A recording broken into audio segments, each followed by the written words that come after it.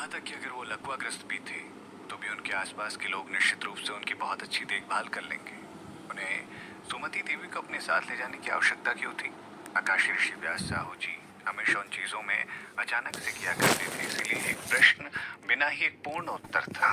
शिरीन ने उन्हें जानने के विचार को भी खारिज कर दिया था, क्योंकि इसके पास अभी भी जीने के लिए अपना खुद का जीवन था। उसे अध्ययन करना था, लड़ाई करनी थी, रणनीतिकार बनना था और कभी कभी कुछ कीमिया करना ज्यादा पसंद था।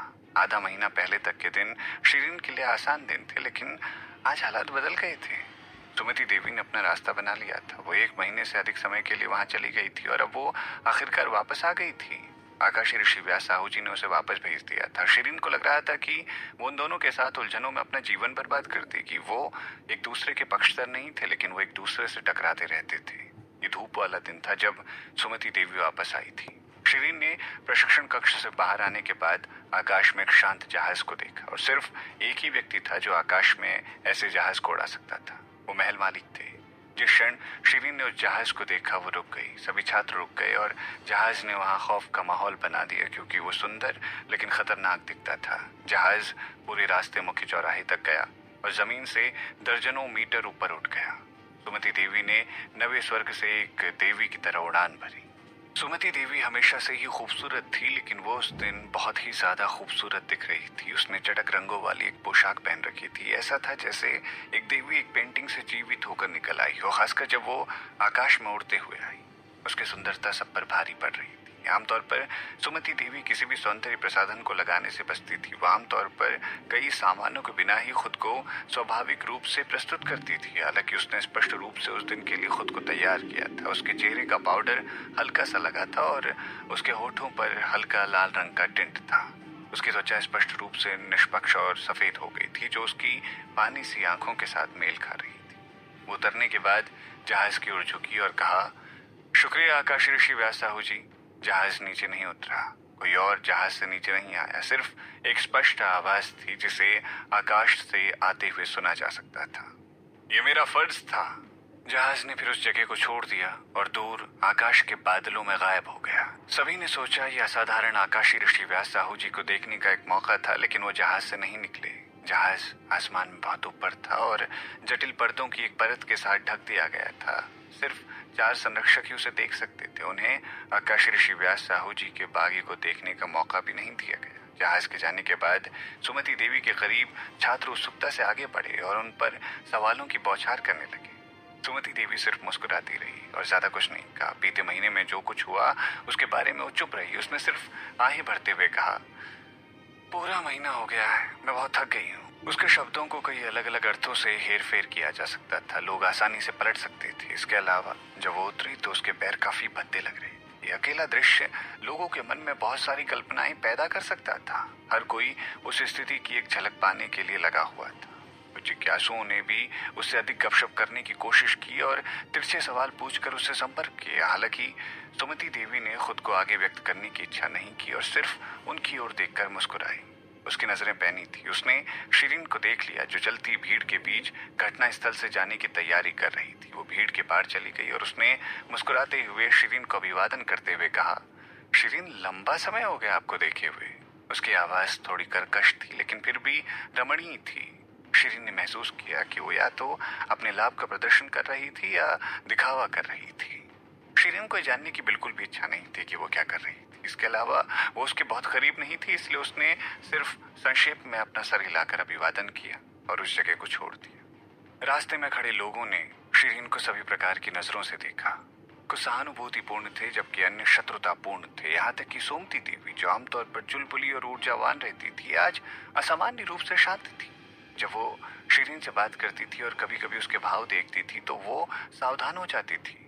ध्रुव सिंह के लिए वो एक बकबक करने वाली मशीन की तरह थे, जो पूरा दिन बड़बड़ाता रहता था। उसके चारों ओर शांति का क्षण नहीं था। शिरीन को नहीं पता था कि उसे अपने चुटकुले कहाँ से मिलते थे। हाल ही में वो हमेशा हर बार अपने आसपास के लोगों को हंसाता रहता था। उसकी कहानियां ज्यादातर ऐसे जोड़ों के प्यार के बारे में थी जिन्हें बेकार होने के लिए मजबूर किया गया था। अंत में हमेशा एक ही निष्कर्ष निकलता था कि समुद्र में बहुत सारी अन्य मछलियां थी, इसीलिए उस व्यक्ति को लटकाए रखने की कोई आवश्यकता नहीं थी।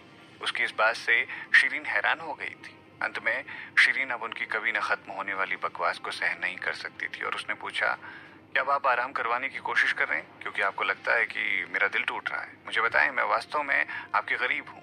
आकाशी ऋषि व्यास साहू जी और मेरे बीच कुछ भी नहीं है। आकाशी ऋषि व्यास साहू जी और मैं अलग अलग हैं, तो क्या आप खुद को रोक सकते हैं? युवक कुछ देर शांत रहा। ध्यान से उसने कहा, ठीक है, इसके बारे में बात नहीं करते, अभी नहीं, कभी नहीं।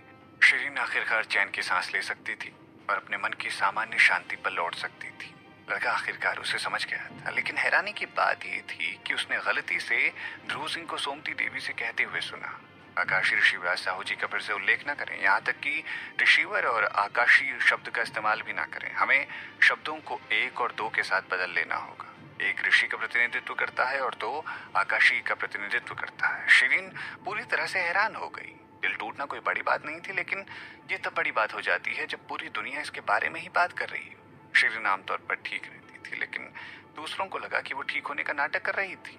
पिछले 3 महीनों में उनके समूह को संस्कृति वर्ग के छात्रों के साथ कई मुकाबले करने पड़े थे।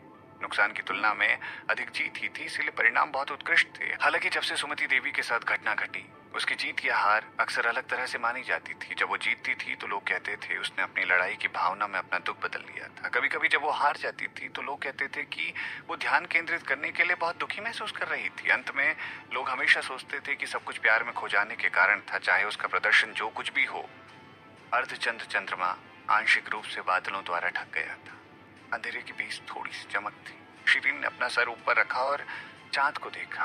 फिर उसने खुद को देखने के लिए एक दर्पण निकाला और इस बारे में गंभीरता से सोचा, क्या वो वास्तव में ऐसे दिखती थी जैसे उसका दिल टूटा हुआ हो? इस सब के बाद वो आकाशी ऋषि व्यास साहू जी की शौकीन हुआ करती थी। वो लगभग शादीशुदा हो चुके थे। उन परिस्थितियों में उसके लिए निराशा महसूस करना असंभव था, लेकिन क्या ये इतना गंभीर मामला था? उसने कभी यहाँ आने और चांद को देखने के बारे में नहीं सोचा था, लेकिन उसके 2 सबसे करीबी दोस्त उसके आसपास रहते थे और बहुत ही ज्यादा सतर्क थे। उन्होंने उसे थकावट के बिंदु के करीब तक खींच लिया था, इसीलिए उसे थोड़ा आराम लेने और खुद को प्रतिबिंबित करने के लिए बाहर आने की जरूरत समझनी पड़ी। अगर वो जानती होती कि चीजें इस तरह से बदल जाएंगी तो उसने सुमति देवी के साथ बहस करते समय चीजों को सिर्फ आवेग से नहीं कहा होता। आवेग ने इस परिस्थिति में दुख पैदा कर दिया था। वो जिस चट्टान पर बैठी थी वो आंशिक रूप से पहाड़ के किनारे लटक रही थी, जैसे समुद्र के किनारे की चट्टान। हालांकि खतरनाक था। वहां से दृश्य बहुत खूबसूरत था। जब मौसम अच्छा था तो चट्टानों के आसपास सफेद कोहरे की परतें तैरने लगती थी। ये एक वंडरलैंड की तरह लगने लगता था।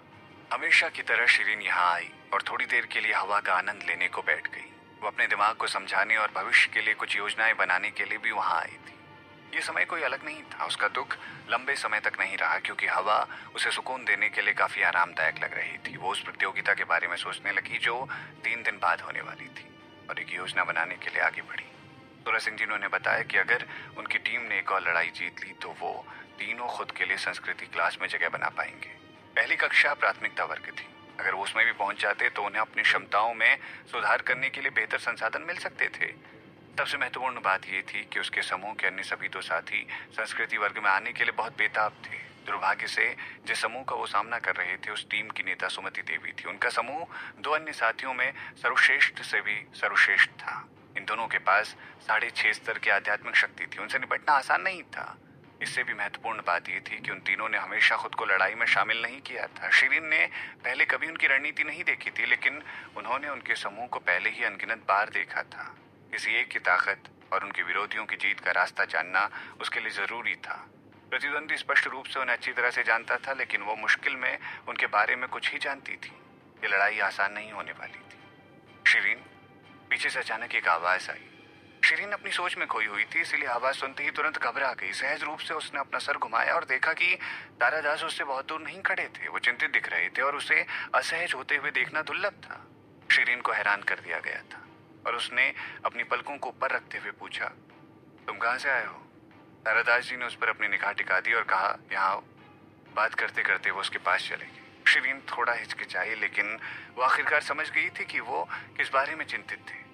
वो मदद नहीं कर सकी, लेकिन हंसते हुए बोली, क्या आप वास्तव में सोचते हैं कि मैं चट्टान से कूदने जा रही हूँ? अपनी युद्ध कला तकनीक के साथ मैं संभवतः इस ऊंचाई से गिरकर भी अपनी मौत का कारण नहीं बन सकती हूँ। वो चट्टानें लगभग 200 मीटर लंबी थी।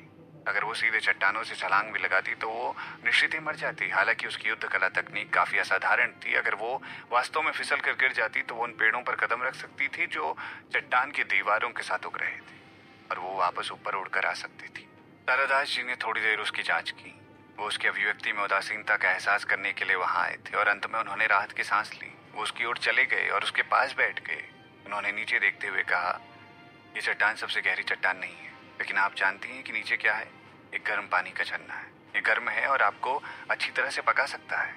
शीरीन ने कोई जवाब नहीं दिया। उसने कहा, मुझे लगता है कि मैं अपने कौशल से इसकी गहराई तक नहीं जाऊंगी। वो गर्म पानी के झरने के बारे में जानती थी जो लोगों को मारने में सक्षम था, क्योंकि उसने इसके बारे में पहले शोध किया था। तारादास जी को एहसास हुआ कि उसने गलती की थी। वो थोड़ा परेशान हो गया। उसने विषय को बदलने की कोशिश की। आप आधी रात को यहाँ क्या कर रही हैं? गोमती देवी आपका पता लगाने में सक्षम ना होने के कारण हिंसक रूप से रो रही थी। वो मेरे दरवाजे पर दस्तक देना बंद नहीं कर रही थी। शीरीन थोड़ा दंग रह गई और पूछा, क्या उसने किसी को आपका दरवाजा खटखटाते हुए जगा तो नहीं दिया था? क्या कल एक और अफवाह उड़ने वाली है जिसमें कहा गया है कि शीरीन बहुत कठिन परिस्थितियों को झेलने के कारण आत्महत्या करने वाली थी? तारादास जी वास्तव में जानते थे कि वो किसके बारे में चिंतित थे। उन्होंने अपना सर हिलाया। नहीं, वो हमेशा मेरे पास आती है जब उसे नहीं पता होता कि उसे क्या करना है या जब वो डर जाती है। सिर्फ अगर मुझे नहीं पता है कि क्या करना है तो वो किसी और की तलाश करती है। मुझे लगता है कि एक व्यक्ति जो मोटी चमड़ी वाला है जैसा कि आप आत्मघाती नहीं हो सकता, इसीलिए मैंने उससे कहा कि तुम कहीं चुपचाप अपनी रणनीति का अध्ययन कर रही होगी, और मैंने उससे वादा किया कि मैं तुरंत तुम्हें उसके पास ले जाऊंगा और तुम्हारी तलाश भी करूंगा। आप मोटी चमड़ी वाले इंसान हैं, शीरीन ने कहा। तारादास जी हैरान थे। उनके लिए जवाब ना देना मुश्किल हो रहा था। उन्होंने ऐसी मुफ्त लड़की अपनी जिंदगी में पहली बार देखी थी। वो सच में ये सोचकर यहाँ आए थे कि उसका दिल टूट चुका था तो वो उसे आराम देना चाहते थे। उन्होंने उसकी बातें सुनकर अपनी जीभ को गुस्से से काट लिया। उनके आराम के शब्द ठीक से काम नहीं कर रहे थे।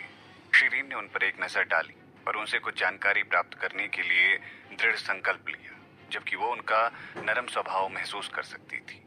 वैसे क्या आप उन सामान्य युक्तियों के बारे में जानते हैं जो सुमति देवी और उनका समूह आमतौर पर इस्तेमाल करता है? वो किस तरह के तत्वों का इस्तेमाल करता है? इधर आइए और मुझे उसके बारे में बताइए। मुझे आगे के मुकाबलों के बारे में विचार करने के लिए इस जानकारी की आवश्यकता है।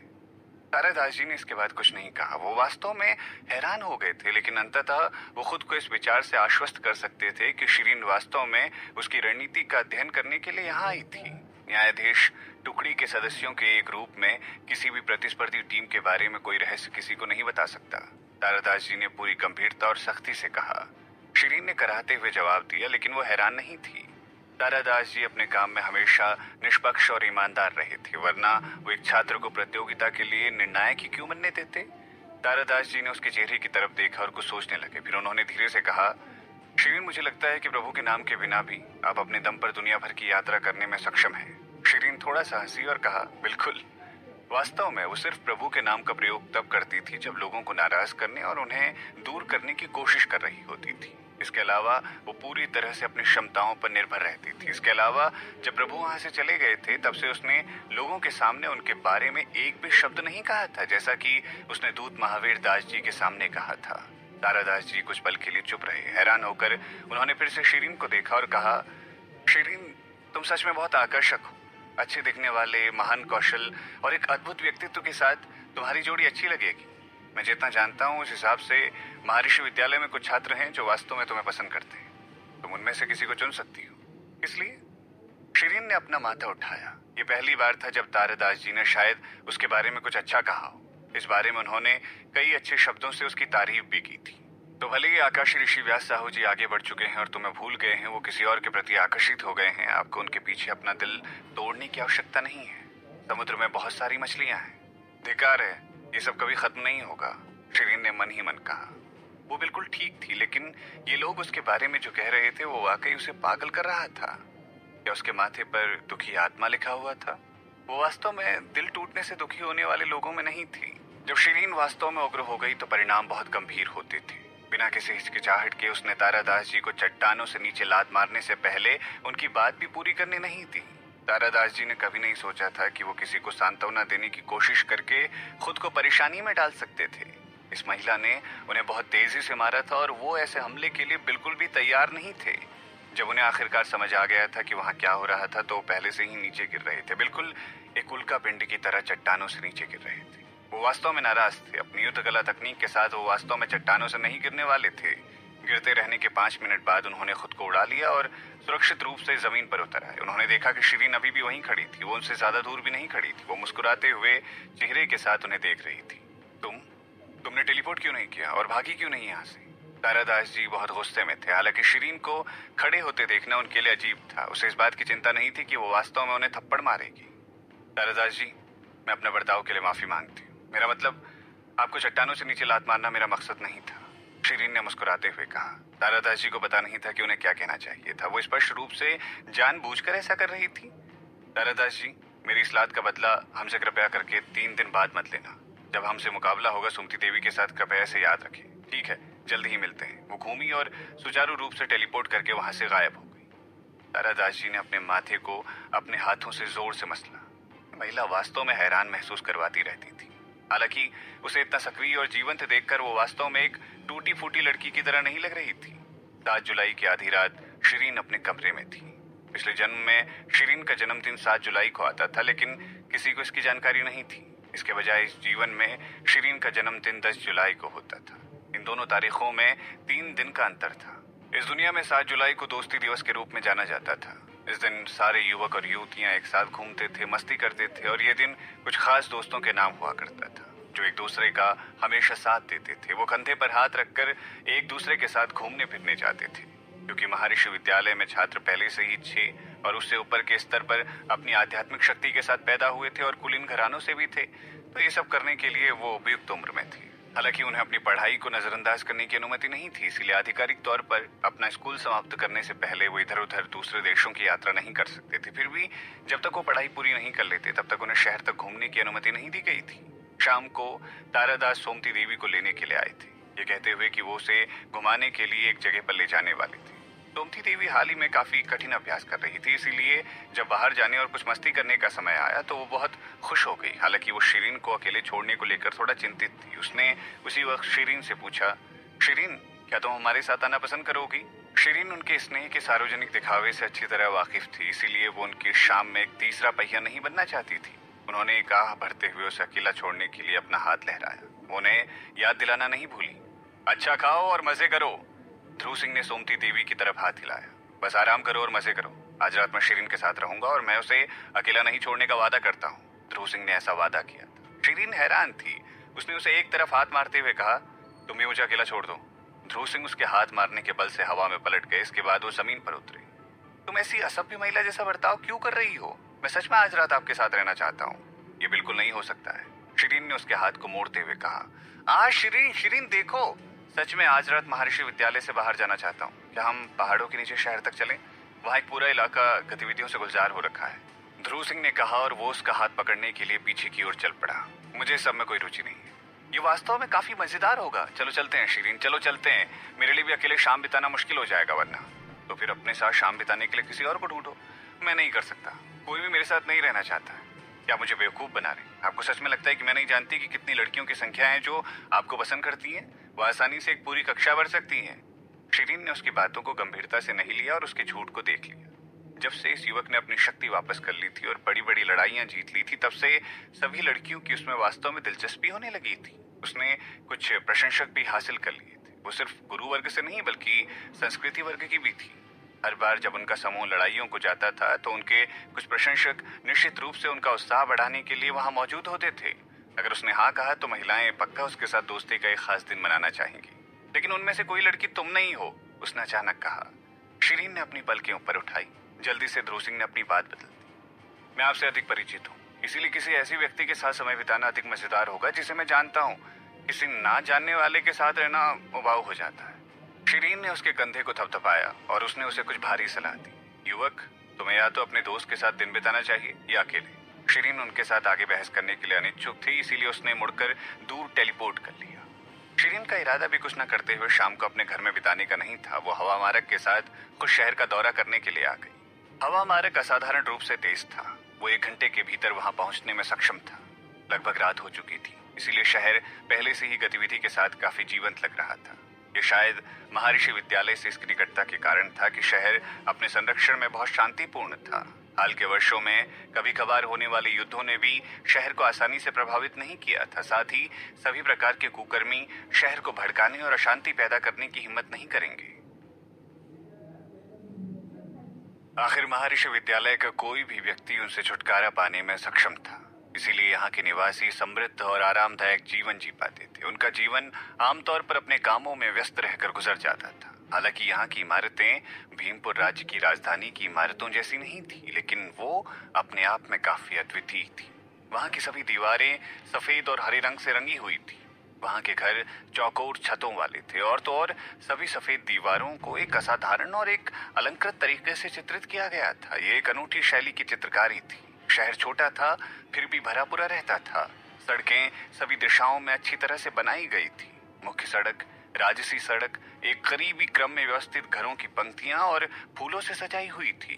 वहां लोगों का आना जाना लगा रहता था, इसीलिए शहर में बहुत भीड़ भाड़ रहती थी। शिरीन ने अपनी उंगलियों पर कुछ गिना।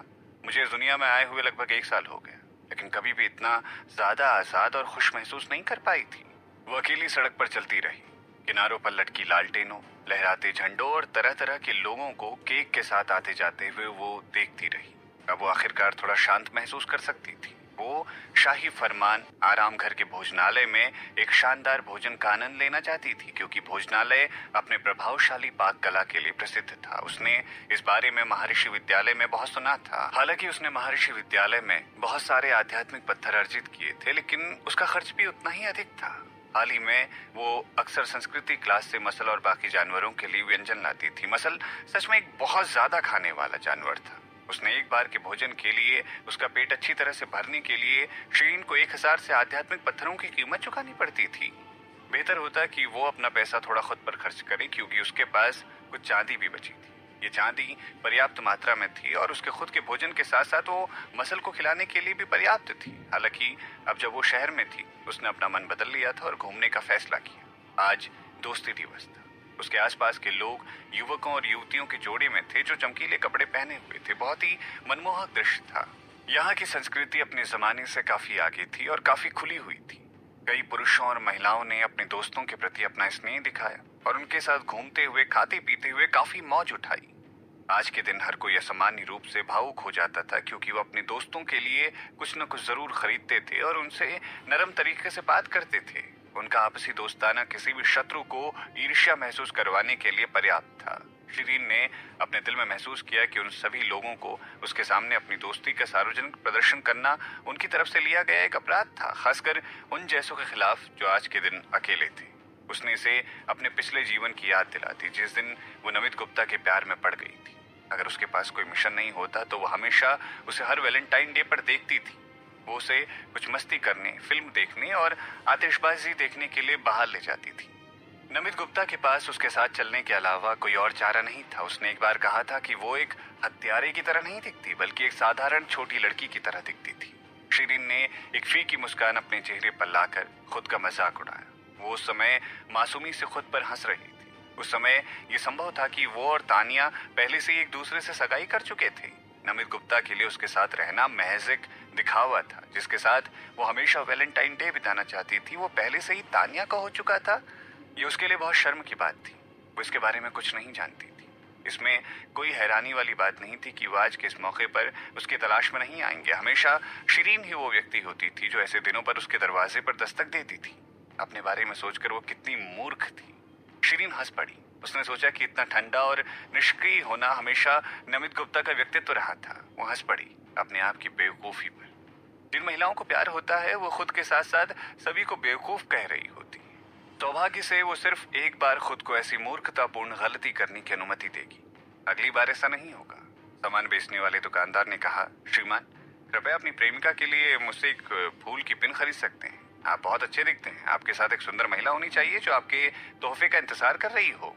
अपनी सुविधा के लिए शिरीन बाहर जाते समय पुरुषों के कपड़े पहनकर आई थी। निश्चित रूप से उसने अपना रूप भी थोड़ा बदल लिया था। उसने अपनी पलकों को सीधा किया और अपनी नाक के आकार को थोड़ा मोटा किया था। थोड़े से परिवर्तन के साथ उसने अपने सुंदर चेहरे को एक सुंदर युवक के रूप में बदल दिया था। उसका श्रृंगार कौशल असाधारण था, इसीलिए दुकानदार के लिए उसके रूप को परे देखना थोड़ा कठिन था। विक्रेता व्यवसाय विकास में अच्छा था, क्योंकि वो जानता था कि ग्राहकों को खुश करने के लिए क्या कहना चाहिए।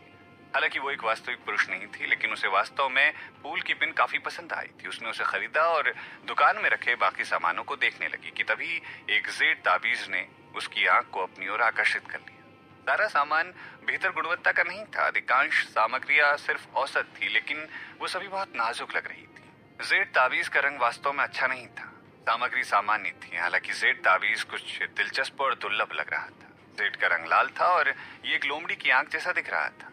यह आकृति आकाशी ऋषि व्यास साहू जी के माथे पर बधी लोमड़ी की आंख जैसी लग रही थी। निश्चित था कि जेड ताबीज रंग और दस्तकारी गुणवत्ता के मामले में एक अतुलनीय वस्तु थी, लेकिन अगर उस पर लगा पट्टा हीरो का बना होता तो यह असल जेड लोमड़ी की आंख की तुलना में सिर्फ एक जेड की जैसा ही होता।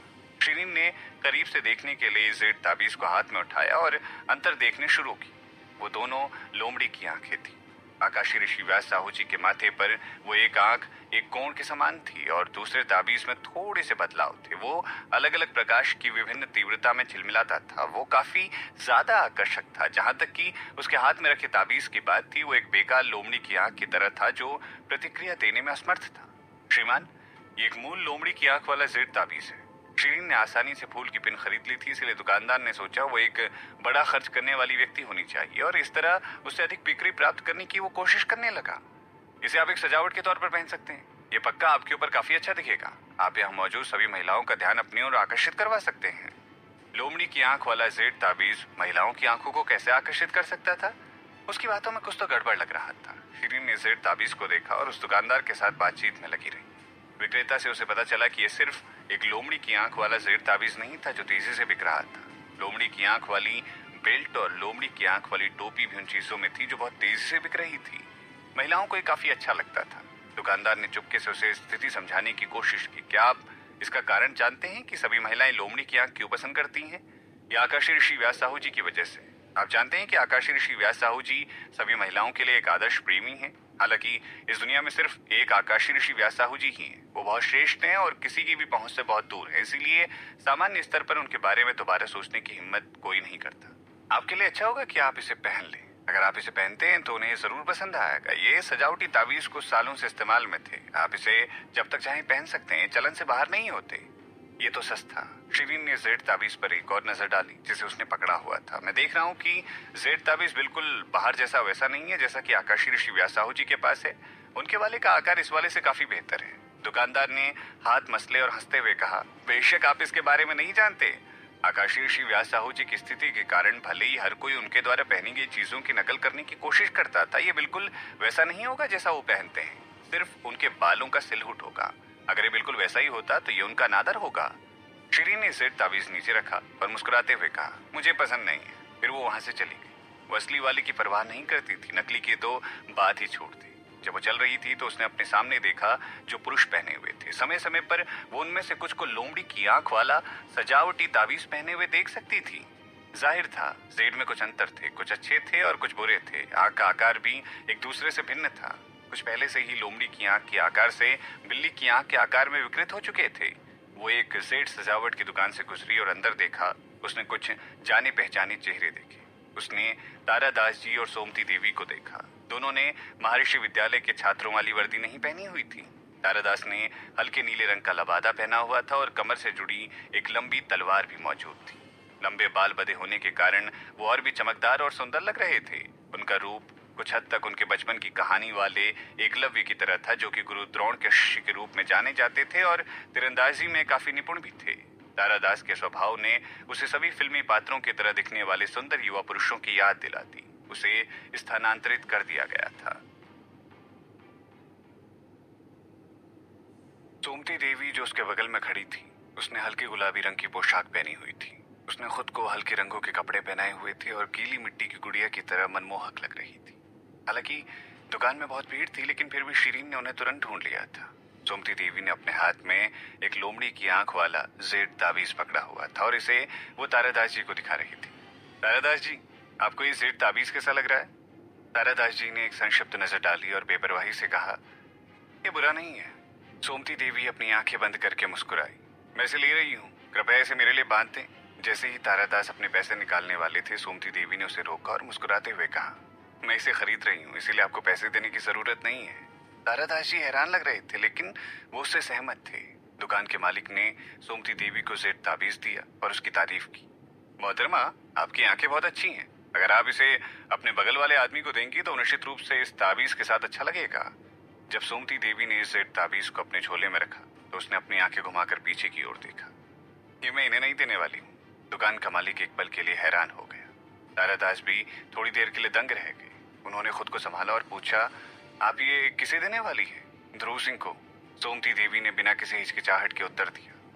तारादास को नहीं पता था कि आगे क्या कहना चाहिए। ये शिरीन के लिए भी एक बड़े झटके के रूप में आया था, जो उन्हें दूर से देख रही थी। क्या वो ध्रुव सिंह के प्यार में पड़ गई थी? उसे इसका एहसास कैसे नहीं हुआ, जबकि वो दोनों के साथ इतना सारा समय बिता रही थी? तारादास नाराज दिख रहे थे। क्यों? तुम उसे क्यों दे रही हो? अगर वो हमेशा अपने आप पर अच्छा नियंत्रण नहीं रखने वाला होता तो अब तक अपना स्वभाव पूरी तरह से बदल चुका होता। सोमती देवी तारादास की नाराजगी से अनजान थी। उसने सहज भाव से जवाब दिया, वो मेरा दोस्त है। वो इस वक्त पहाड़ों में अकेला वास्तव में ऊब रहा होगा और वो उन सभी चीजों को देखने में सक्षम नहीं होगा। मैं उसे खुश करने के लिए इसे खरीद रही हूँ। तारादास कुछ भी कहने को शब्द खो चुके थे। बात करते हुए सोमती देवी की आंख ने दुकान की दीवार पर एक और जेड हेयर पिन देखी। उसने मुड़कर पूछा, भाई तारादास जी, इस जेड हेयर पिन के बारे में आपके क्या विचार हैं? तारादास के चेहरे पर किसी तरह के भाव नहीं थे। उन्होंने उसे देखा और कहा, ये भी बुरा नहीं है। सच बताइए, इस बार आप इसे किसको देने जा रही हैं? आप इसे फिर से ध्रुव सिंह को देने तो नहीं जा रही है ना? बिल्कुल भी नहीं, मैं इसे शिरीन को देने वाली हूँ। मेरे दोनों दोस्तों को कुछ मिलेगा। मैं किसी के साथ पक्षपात नहीं कर सकती हूँ। दुकान के मालिक, मुझे ये भी चाहिए, इसे लपेट दीजिए। जेड हेयरपिन को लपेटते हुए दुकान के मालिक ने तारादास को सहानुभूतिपूर्वक देखा। जेड सजावटी दुकान के मालिक के रूप में वो निश्चित रूप से अधिक बिक्री हासिल करना चाहता था। निश्चित रूप से उसने कुछ प्रश्न पूछकर महिला को याद दिलाया, श्रीमती, क्या आप अपने बगल में खड़े युवक के लिए कुछ खरीदना चाहेंगी? इतने सुंदर रूप के साथ वो निश्चित रूप से किसी भी चीज में बहुत अच्छे लगेंगे। आओ आओ, इस कमर जेड के बारे में क्या विचार हैं आपके? रंग अच्छा है और सामग्री उत्कृष्ट है। ये उन पर पूरी तरह से अच्छा लगेगा। सोमती देवी ने तारादास जी की तरफ देखा और उनकी एक झलक पाली। वो बेसब्री से उसे देख रहे थे। सोमती देवी ने अपना सर हिलाया। वो यहाँ मौजूद हैं, इसीलिए अगर उन्हें कुछ पसंद आता है तो वो इसे खुद खरीद सकते हैं। उन्हें मेरे पैसे देने की जरूरत नहीं है। इसके अलावा वो मुझसे ज्यादा अमीर है। मैंने अपना लगभग सारा पैसा खर्च कर दिया। उसने अपने हाथ में पकड़े पर्स को हिलाया और चांदी के खनकने की आवाज सुनी। उसमें बहुत सारे पैसे नहीं थे। मुझे ये पसंद है, तारादास ने अचानक कहा। सोमती देवी ने उस पर आंखें झपकाई। क्या आपको ये पसंद है? तो आपको इसे खरीद लेना चाहिए। मैं चाहता हूँ कि आप इसे मेरे लिए खरीदें। सोमती देवी दंग रह गई। उसने उसकी तरफ देखा और अपने पर्स पर एक नजर डाली। मेरे पास कोई पैसा नहीं बचा है। मुझे याद है कि आपके पास अभी भी बहुत पैसे हैं। मैं आपको पैसे उधार दे सकता हूँ, तारादास ने उसे फिर से टोकते हुए कहा। सोमती देवी की आंखें खुली की खुली रह गई और उसने तारादास जी की ओर देखा जैसे कि वो एक डाकू हो जो उसे लूटना चाहते हो। मैं आपके लिए कुछ खरीदने के लिए आपके ही पैसे क्यों उधार लूंगी? क्या आप मुझे लूटने की कोशिश कर रहे हैं? तारादास काफी गुस्से में लग रहे थे, लेकिन उन्होंने उसे नजरअंदाज कर दिया। वो विक्रेता के पास गए और पूछा, ये जेड कितने का है? विक्रेता ने उन्हें एक राशि दी। ये वास्तव में एक अच्छे प्रकार का जेड था, क्योंकि सोमती देवी ने जो दो चीजें पहले खरीदी थी ये उनकी कीमत से दोगुना था। तारादास ने दूसरा कोई विचार अपने दिमाग में नहीं आने दिया। उसने पैसे निकाले और सोमती देवी को सौंप दी। चलो, इसे मेरे लिए खरीदो। सोमती देवी उलझन में थी। मैंने जब आपको पहले ही कह दिया था कि मैं आपसे पैसे उधार नहीं लेना चाहती हूँ, तो ये सब क्या है? तारादास जी दंग रह गए। उन्होंने विक्रेता की तरफ अपना हाथ बढ़ाया। कृपया वो पैसे लौटाए, उसने जो आपको दिए हैं, और इसके बदले मेरे पैसे बदल ले। फिर उसने उतनी ही रकम मेज पर रख दी। विक्रेता सब कुछ समझ गया था। उसने तुरंत सर हिलाया। ठीक है। फिर उसने तारादास द्वारा भुगतान किए गए पैसे ले लिए और सोमती देवी के पैसे उसे वापस कर दिए। सोमती देवी अभी भी उलझन में थी। वो अपने पैसों को देखकर दंग रह गई। उसने तारादास जी की ओर देखा और पूछा, इस सब का क्या मतलब है? तारादास ने कोई अभिव्यक्ति नहीं दिखाई। उन्होंने हल्के से कहा, मैं उन उपहारों के लिए भुगतान करूंगा जो आपने अपने दोनों मित्रों के लिए खरीदे, और आपको मुझे कुछ भी वापस नहीं करना है। इसीलिए आप अपने पैसों का उपयोग मेरे लिए वो जेड खरीदने के लिए कर सकती हैं। सोमती देवी अभी भी पूरी तरह से भ्रमित हो रखी थी। इन दोनों में क्या अंतर है? उसने सोचा कि अंत में दुकानदार को ही सारे पैसे दिए जाने वाले हैं। तारादास ने उसकी तरफ देखा और आगे कुछ नहीं बोला। वो बहुत शांत दिख रहे थे और बहुत गंभीर भी लग रहे थे। सोमती देवी उनसे डरती थी, इसीलिए उसने उनके सारे नखरे सहन कर लिए। ठीक है, मैं वही करूंगी जो आप चाहोगे। एक बार जब जेड खरीद लिया गया तो सोमती देवी ने तारादास को जेड सौंप दी।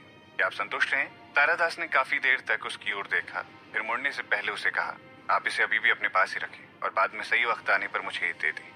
सोमती देवी को उनके इरादे समझ नहीं आ रहे थे। हालांकि वो जानती थी कि वो उनके बर्ताव से काफी दुखी थे, इसीलिए उसने तारादास से कोई और सवाल पूछने की हिम्मत नहीं की। उसने जेड को सावधानी से अपने झोले में डाल लिया, लेकिन वो परेशान थी कि उसके साथ फिर से अनजाने में वो गलत बर्ताव करती, इसीलिए उसने पूछा, तारादास जी, इसे आपको कब दूं?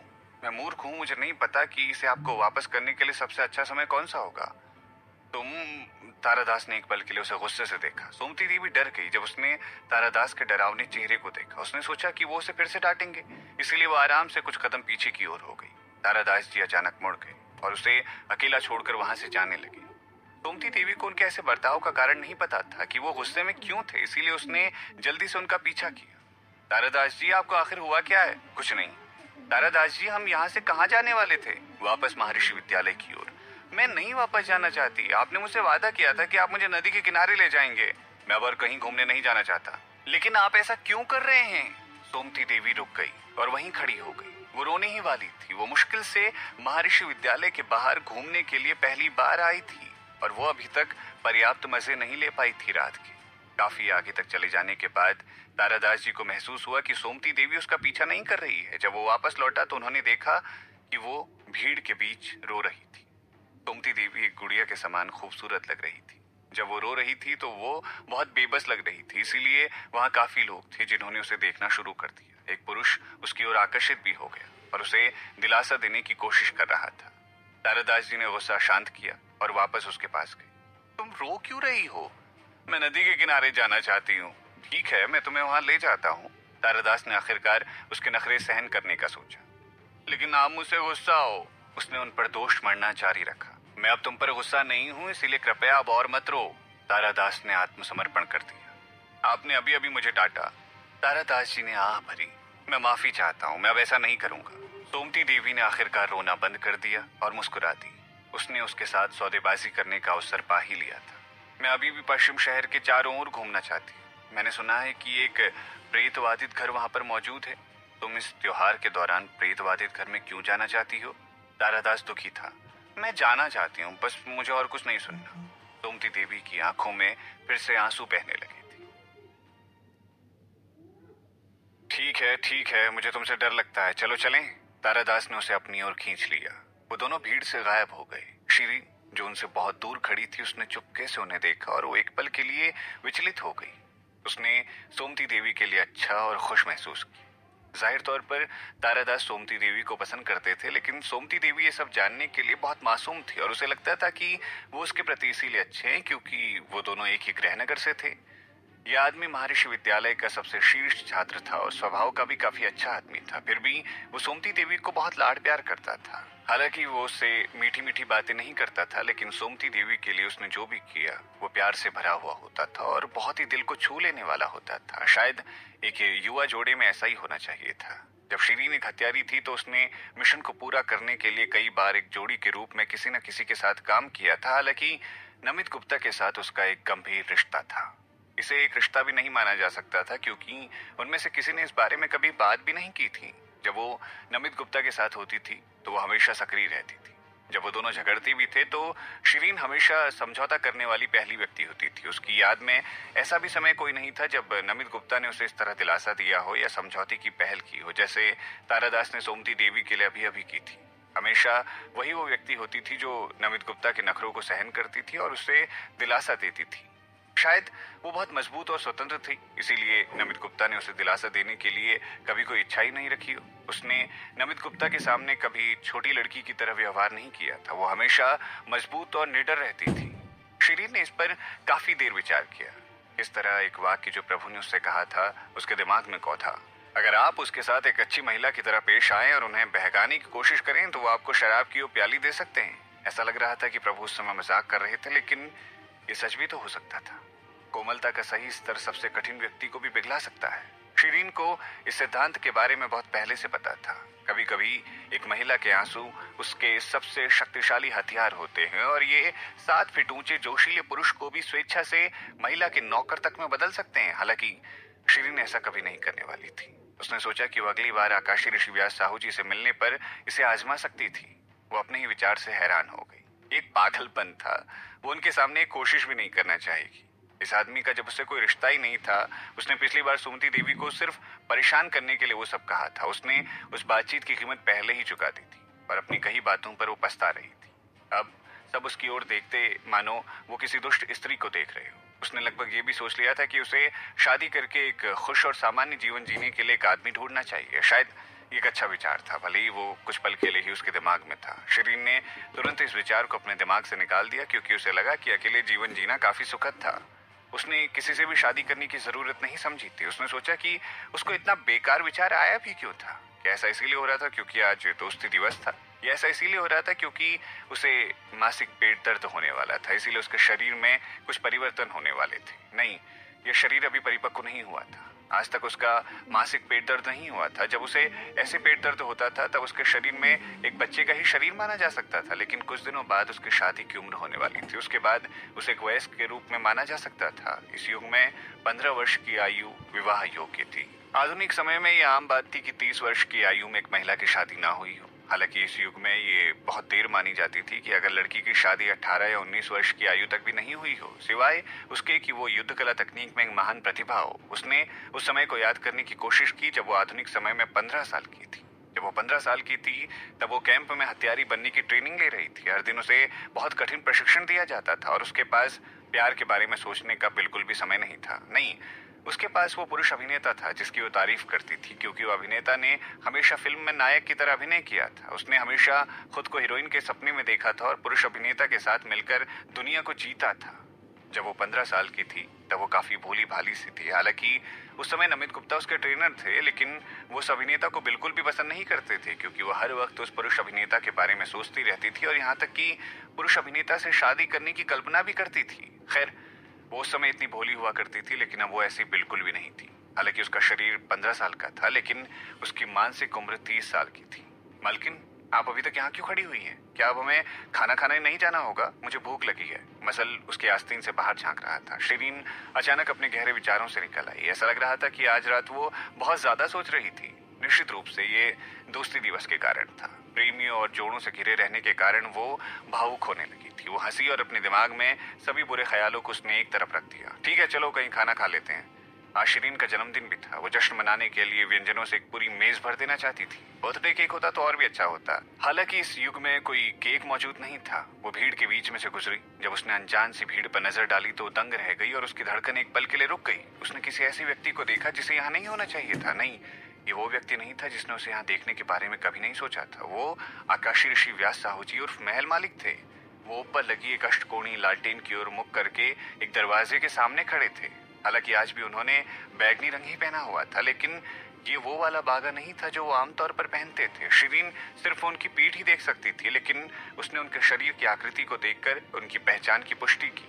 उनके बाजू में सुमति देवी खड़ी थी, जो आकार में बहुत छोटी लग रही थी। सुमति देवी ने उनकी आस्तीन पकड़ रखी थी और उसका सर महल मालिक के कंधे की ओर थोड़ा झुका हुआ था। वो उनके साथ फुसफुसाकर बातें कर रही थी। शिरीन को अचानक ये पुष्टि करने के लिए आगे जाने की इच्छा हुई कि क्या वो आदमी महल मालिक थे। अरे, क्या वो आकाशी ऋषि व्यास साहू जी महल मालिक हैं? मसल फुसफुसाया। शिरीन ने अपनी पलकें उठाकर देखा। क्या तुम्हें लगता है कि ये वही हैं? क्या तुम उन्हें पहचानने में गलती नहीं कर सकती, क्योंकि तुमने सिर्फ उनकी पीठ ही देखी है? मसल ने अपना तिरस्कार होते महसूस किया। मालकिन, मैं लोगों को उनकी उपस्थिति के आधार पर नहीं बल्कि गंध के आधार पर पहचानता हूँ। वो लगभग इस बारे में भूल ही गई थी कि मसल ने पहले कभी लोगों को गलत नहीं पहचाना था। क्या वो आदमी सच में महल मालिक थे? किसी कारणवश उसे एक अजीब सा एहसास हुआ। सच बात यह थी कि उसने कभी विश्वास भी नहीं किया था कि आकाशी ऋषि व्यास साहू जी सुमति देवी को 1 महीने से अधिक समय तक उसके साथ रखेंगे। आखिर किसी को नहीं पता था कि उन्होंने इस दौरान क्या किया था। वो शायद स्वर्ग के उपहार शिष्यों से कुछ मामले पर चर्चा कर रहे हों। अगर शिरीन ने ये सब नहीं देखा होता तो उसे कभी विश्वास नहीं होता कि आकाशी ऋषि व्यास साहू जी सुमति देवी के साथ थे, लेकिन अब उसने उसे अपनी आंखों से देख लिया था। उसने सोचा कि क्या उसे आगे जाकर इसकी पुष्टि करनी चाहिए। हालांकि मसल की आवाज ज्यादा नहीं थी, लेकिन फिर भी उसने साथ खड़े 2 लोगों को चौकन्ना कर दिया था। वो दोनों पलट गए। शिरीन की धड़कन तेज हो गई। वो आदमी नकाब पहने हुए था, लेकिन काया, मुद्रा और आंखों को देखकर वो वास्तव में महल मालिक लग रहा था। जब सुमति देवी ने शिरीन को देखा तो भी उसने बहुत ज्यादा परवाह नहीं की, क्योंकि शिरीन ने अपना भेष बदला हुआ था और वो उसे पहचान नहीं पाई। हालांकि जब उसने देखा कि मसल शिरीन के आस्तीन में था और हवा मारक भी शिरीन के आसपास रुका हुआ था, तो उसने आखिरकार उसे पहचान ही लिया। उसका चेहरा थोड़ा बदल गया और उसका शरीर अवचेतन रूप से महल मालिक की ओर झुक गया। उसने महल मालिक का हाथ पकड़ रखा था। आकाशी ऋषि व्यास साहू जी, महल मालिक ने उसकी ओर देखा और कोमल स्वर में कहा, क्या हुआ? शिरीन ने अपने होठों को दबा लिया। उस व्यक्ति की आवाज़ महल मालिक जैसी थी। ये महल मालिक की आवाज़ थी। सुमति देवी ने शिरीन की ओर देखा, फिर कहना जारी रखा, मैं नदी के किनारे लालटेन प्रस्तुति देखना चाहती हूँ। मैं तुम्हें वहाँ ले जाऊँगा। महल मालिक ने सुमति देवी का हाथ पकड़ा और मुड़ गए। उन्होंने शिरीन की तरफ बिल्कुल नहीं देखा। शिरीन को हैरानी हुई कि क्या वो उसे पहचान नहीं पाए थे, या उन्होंने सोचा कि अब उसका शिरीन से कोई लेना देना ही नहीं था, इसीलिए वो उससे बात नहीं करना चाहते थे। शिरीन ने एक गहरी सांस ली और अचानक कहा, रुको। सुमति देवी झुंझला गई। उसकी तरफ देखा, क्या तुम हमसे बातें कर रही हो? शिरीन ने 2 कदम आगे बढ़ाए और उनके पास जाकर खड़ी हो गई। वो मुस्कुराई, नमस्ते सुमति देवी, क्या तुम मुझे पहचान नहीं पाई हो? फिर उसने महल मालिक को बधाई दी। नमस्कार आकाश ऋषि व्यास साहू जी, हमें आखिरी बार मिले हुए काफी समय हो गया है। महल मालिक भावहीन होकर उसे देख रहे थे। सुमति देवी ने ऊपर देखा और अचानक से कहा, शिरीन तुम्हें क्या हो गया है? शिरीन मुस्कुराई, मैं ठीक हूँ, मैं बस अपने सहपाठी को नमस्ते कहना चाहती हूँ। सुमति देवी ने सर हिलाया, ठीक है, अब जब तुम्हें अभिवादन करना है तो अब चलती बनो यहाँ से, अलविदा। उसने दूर जाने के लिए महल मालिक को खींच लिया। 2 कदम चलने के बाद वो पीछे मुड़ी और मुस्कुराई, शिरीन तुम सही हो, मुझे उन पर अधिक मेहनत करनी चाहिए, ना कि तुम्हें। सौभाग्य से मुझे समझने में देर नहीं हुई। जिस तरह से वो मुस्कुराई वो उकसाने वाला था। ठीक है, मैं इस त्योहार के दौरान किसी को हमें परेशान नहीं करने देना चाहती। मुझे आशा है कि आप अकेले समय का आनंद लेंगी। उसने चलना जारी रखा और अचानक उसे कुछ याद आया।